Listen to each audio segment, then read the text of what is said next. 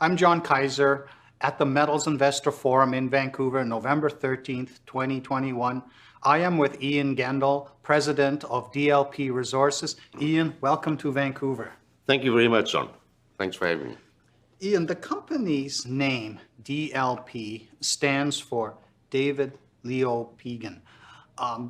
What role does he play in the formation of this company and its potential for success?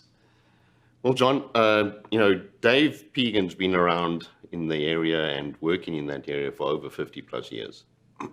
He started with Caminco, and post that, he's worked for various junior companies, consulted for various junior companies on all aspects of exploration, both for the Sullivan and other deposit types. So Dave comes with all that information that no one really has for that whole district. He spent his earlier years mapping probably a large part of the southeastern BC. So he's familiar with all the rocks and the different deposit styles in that area. And outside of the Caminco, in terms of their library of information on the rocks and some of the marker beds that he has through the Aldridge Formation, at which the Sullivan sits at the base of the Middle Aldridge. He's, I believe, one of the only guys that has a full set of those markers. So doing exploration, looking for another Sullivan, the most important thing is to know where you are in that stratigraphy. If you do not know where you are in that stratigraphy, you're hooped. Because you need to know from marker X to Sullivan time, it's say 400 meters. And you need to identify those markers within that drill hole. Now, if you don't have the set of markers, I know there's markers out there in photographs in various books and things, but to see the physical piece of core of the marker, Dave has the full set. So that information is really, it's invaluable, because companies coming in looking for another Sullivan, if you're not familiar with the markers, you don't know what depth you are in the hole, you can spend a lot of money and a lot of time and probably stop short and or miss it completely. So in that aspect, Dave, in terms of the Sullivan type systems, he's unbelievably knowledgeable on all of that. And because he spent so much time in the area, he's aware of other deposit types that we should be following, and it's a compilation of information that we've taken from Dave, looked at all the old maps with him, and sat down and decided, look, yeah, these are the areas we'd like to focus in on because of 1, 2, or 3 reasons, and that's essentially, I guess, how the package of ground for the Sullivan that we now hold came about. Teck was drilling that hole, as I mentioned in my talk earlier, on the DD property, which is the option they had with PJX, and it was Dave's realization that they probably stopped short in that hole. They got us into the option with PJX, and to extend that hole and actually find Sullivan time.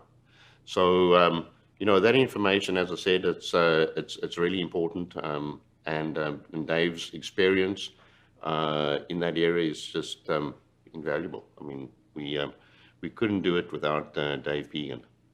So has he extended his brain knowledge with computer technology too, so that he can see in like 4 dimensions? Yeah, that's a good question. Or is he still the traditional paper and pencil crayon geologist whom nobody else can duplicate in terms of the deep understanding that he has? That's where he comes from. Dave is not a computer guy. He believes in hand-drawn sections and hand-drawn plans, and he's an expert at that. I mean, the maps and the sections that come out from the work he does are just top shelf. And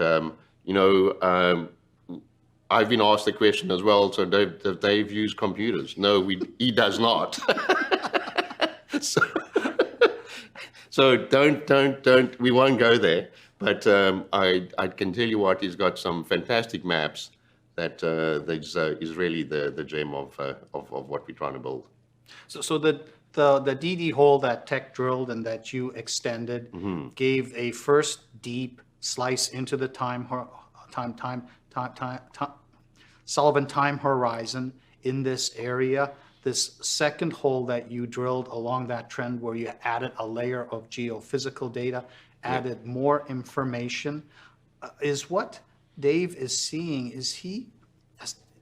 This is not just another poke hole at a deep target somewhere in the basin.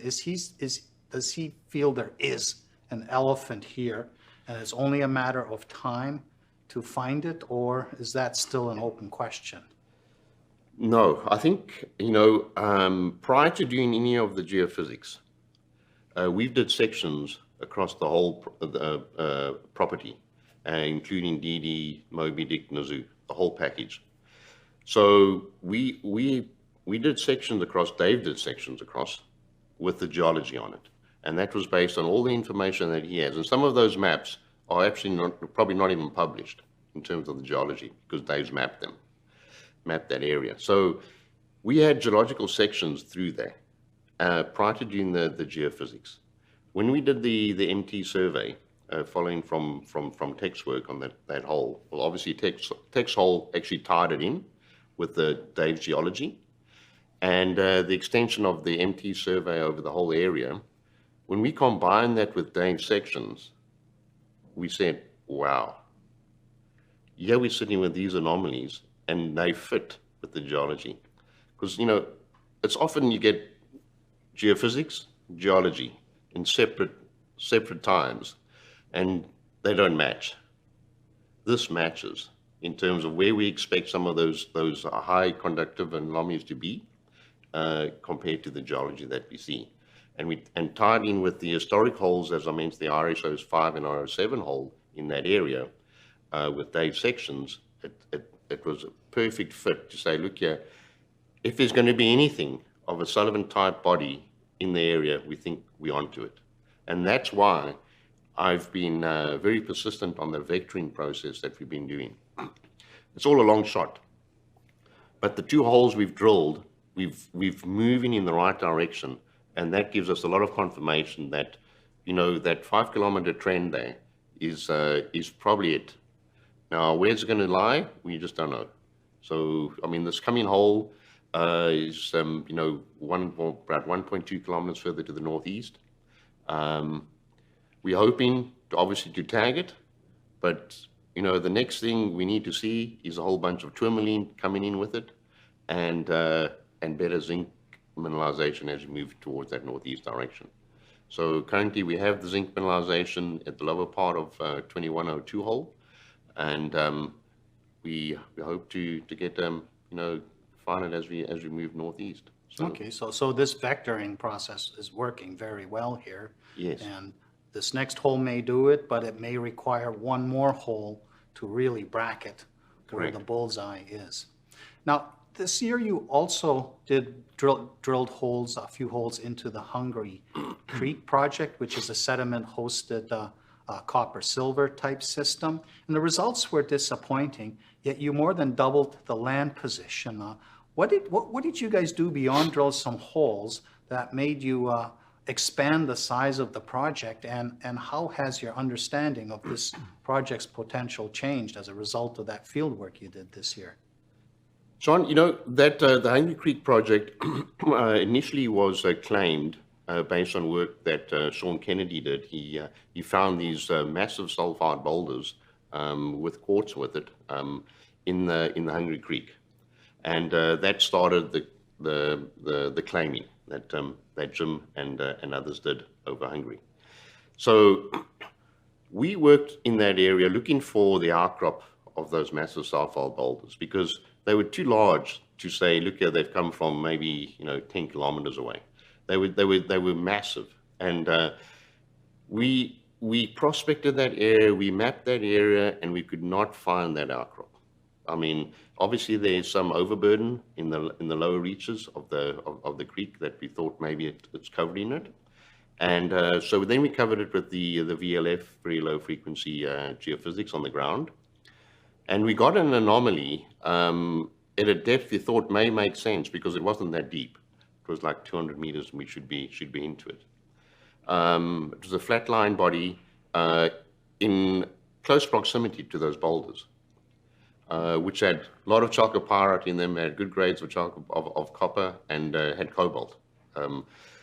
But, you know, I was never convinced that that was the main body, because I always thought it looked like a vent structure or a vein structure that may have been a feeder to something. Anyway, we decided to test that VLF anomaly in that area of the boulders, and we put in the 2 shallow holes to do that. And we didn't have any luck, but we did learn a lot from the stratigraphy. We in the middle creston, but we weren't at the right end of the middle creston, at what we believed. So based on that information, I mean, we sort of sat back and thought about it and said, you know what, we got to go and look at the other part of that limb, which is further upstream of where we drilled. And that's when Sean Kennedy went in. You know, he's one of the best prospectors in that area. He went in, and they actually found the sediment-hosted copper in the creston higher up, for about 4 kilometers to the west of where we drilled. So we said, well, maybe this is where we should be. And based on that information, you actually went out of our claim boundary, looking further to the south.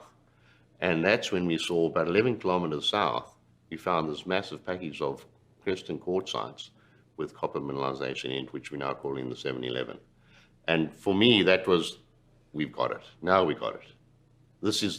Now I was happy, because now I knew what we saw in those boulders was just possibly a structure that may have been feeding up into the creston, and it brought some fluids in and may have obviously washed down the creek. And even though they were massive, they'd moved quite a distance. But we believe now that what we see in that belt, and that's why we claim just over 34,000 hectares, we believe we've got the full package of mineralized creston along a trend there that could be up to 20 kilometers. Now, Southeast BC has seen an awful lot of exploration in the past 100 years. And when you recognize this, what did you find in the assessment files in terms of observations with regard to that new area? There's not a lot of information. So this is like brand new that somehow all those prospectors managed to walk past and not recognize. That's what I believe. I mean, I think you know, when you see the quartzites south of the border in the Montanore, Spar Lake, Rock Creek area, if you find a quartzite in our crop there, unless you see copper oxide staining in some of the fractures, you would never know it actually hosts copper. It's fine disseminated chalcopyrite, borate, and chalcocite within it, and because it doesn't hold a lot of pyrite, you really don't see a lot of that oxidation that you see in other types of rocks. So I think in that is part of the reason why it hasn't really been found, or hasn't been looked at least drilled in some point. I mean, as we know, Antofagasta was working in that belt on the eastern limb. They did drill an area called Silver Fox with numerous holes, 6 or 7 holes. And the area called Copper Creek, which we now hold, was held by them through Kootenai Silver. And that was a package of ground, and they did a lot of groundwork there to do. But they never drilled the Copper Creek area because, for whatever reason, they decided to leave the area. So there has been copper showings. Even old Kaminko guys noted some copper showings in some of the high areas to the north of Kimberley, but no one's ever really followed that up. So we're hoping, you know, we've really got it all tied up now. So we're hoping to get in there in the summer and complete some of the groundwork, and then I believe that 711 prospect is probably ready for drilling in the coming summer. So that could be something we could start permitting right away, and hopefully get some holes into that in the summer. So earlier this year, you surprised the market by optioning the Aurora Copper Moly project in Peru, which is way outside of Dave Pegan's regional area of expertise. How and why did Aurora end up inside DLP?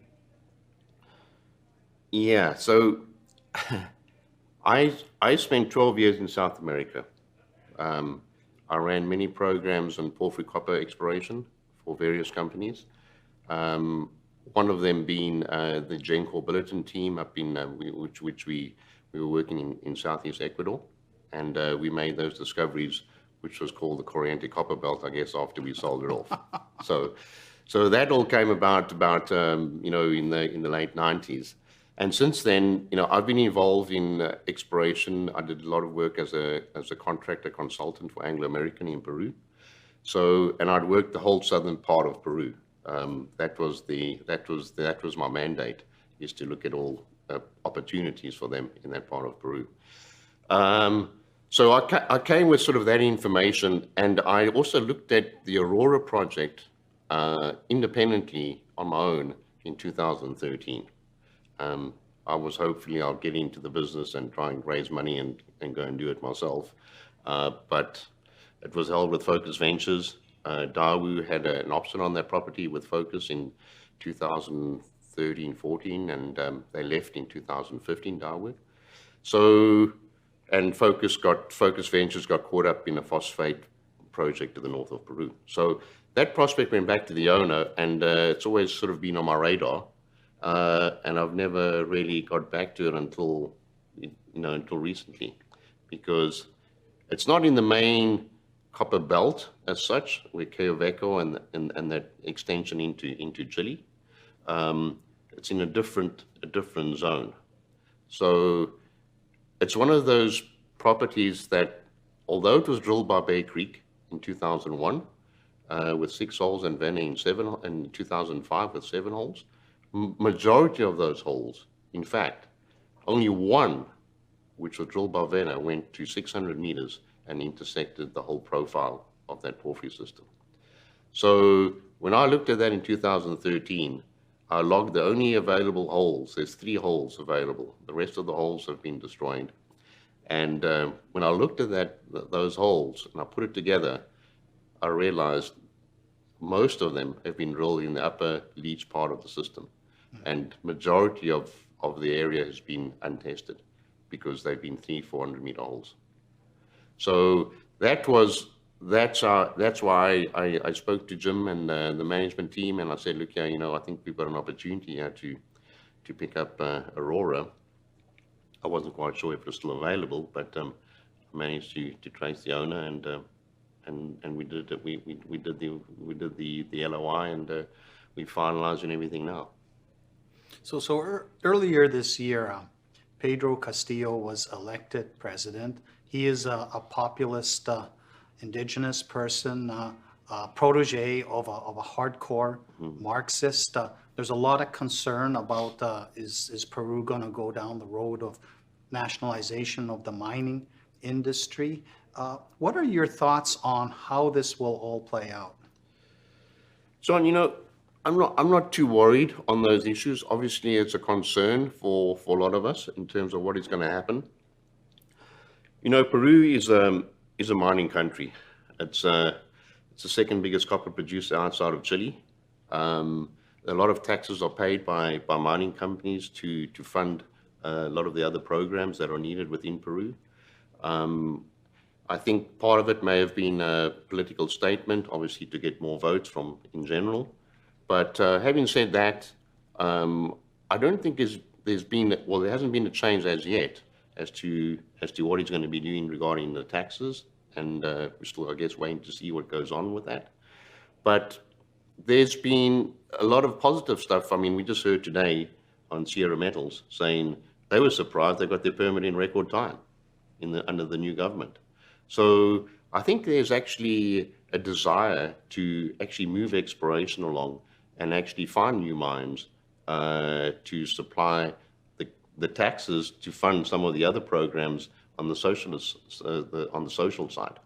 So, we've got a bit of a leeway now, a lead before we actually start operating. We've got obviously we've got to get the permit in place, and that's going to be, 3 to 6 months before we get all that in place. And that's only when once all that's in place, that's when our option payments start. So we've got a bit of a lead time now to see what goes on in Peru. But from speaking to others, I've just come back from Peru, and the people want us to come in and start working immediately. I've visited the community. They've been very receptive to us coming in, and I may be going back in December to finalize an agreement with them. So I think in terms of what the president's doing right now, he's obviously got a lot of responsibility to his voters, to fund certain of the social programs that he's put forward. But I don't think it's really going to affect the mining as such and exploration. In fact, it may have streamlined a little bit, as we've recently heard from Sierra Metals. And there's also other companies that are picking up large tracts of ground further to the north and further to the east of the Andean belt. So I think I'm not that worried just yet. And South American countries have been up and down in terms of elections and who comes in at certain times. But I don't think Peru wants to go back to incredibly high royalties and destroy the mining sector. So your bigger concern is that Captain Pegan will harpoon Moby Dick Yes. and never give you a chance to do anything with Aurora. Exactly, that's right. That is my concern. I mean, that's what we said. We said if we harpoon this whale, then I think maybe out of the business in other sectors. Well, there's this wonderful thing called a spin out. Yeah, that's true. What you do with that. That's And you have two exactly. potential spin outs, Hungry Creek and Aurora. So that's what makes DLP Resources a very interesting company. I've been speaking with Ian Gendall, president of DLP Resources. Thank you, Ian, for participating in the Metals Investor Forum. Thanks very much, John. Thanks for having me.